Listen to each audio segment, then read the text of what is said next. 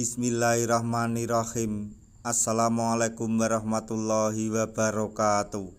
Masih bersama karduk.com.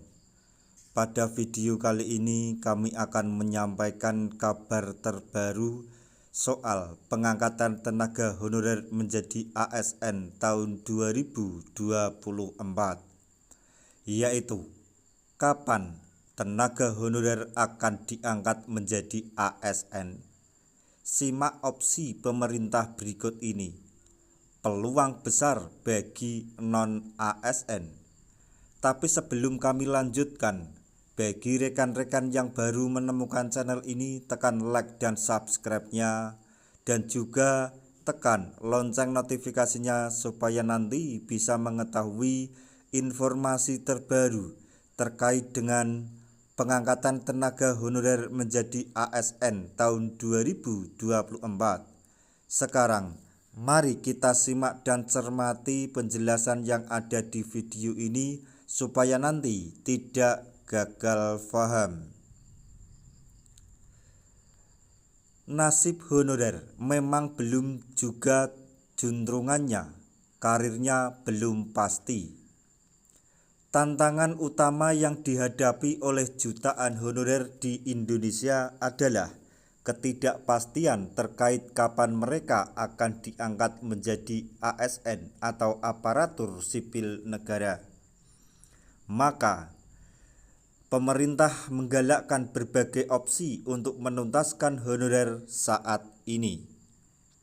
Karena nasib non-ASN harus sudah selesai per akhir Desember 2024.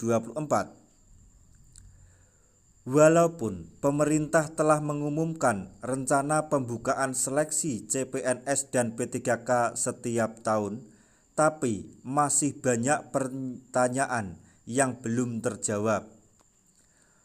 Menurut rencananya pemerintah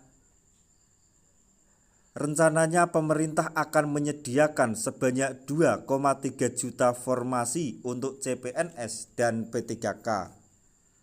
Namun, banyak yang bertanya-tanya apakah honorer akan memiliki kesempatan untuk diangkat sebagai ASN dalam seleksi tersebut. Dalam konteks ini, penting untuk memahami bahwa seleksi CPNS dan P3K tidak hanya terbuka untuk lulusan baru atau fresh graduate.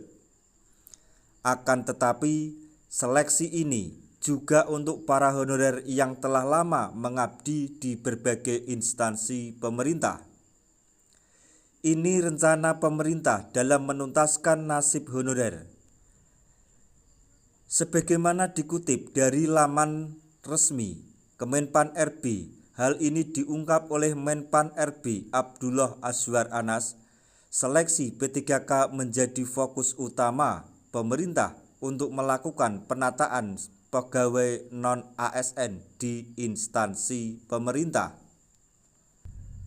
Namun, meskipun seleksi CPNS dan P3K tersebut terbuka untuk honorer, ada beberapa hal yang perlu diperhatikan. Pertama, bagi para honorer yang ingin mengikuti seleksi CPNS dan P3K, mereka harus memenuhi persyaratan yang telah ditetapkan oleh pemerintah.